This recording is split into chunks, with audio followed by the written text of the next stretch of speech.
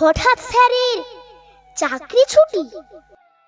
কেউ ভাবছে চাকরি গেছে, বেশ হয়েছে এবার। কেউ বা ভাবছে চাকরিটা নাই, করব কি যে এবার। কেউ করেছে চাকরি চুরি, কেউ নিয়েছে টাকা।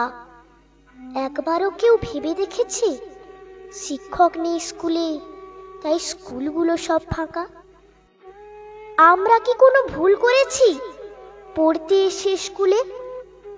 ভাববো কিভাবে আজকে স্কুলে আছেন যে স্যার, কালকে যাবেন চলে।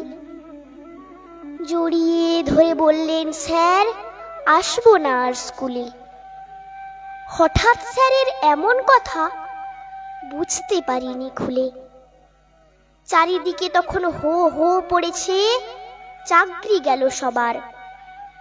ক্ষতিটা যে কার হলো জানি না, ডুবলো ছাত্র সমাজ, এবার ডুবলো ছাত্র সমাজ।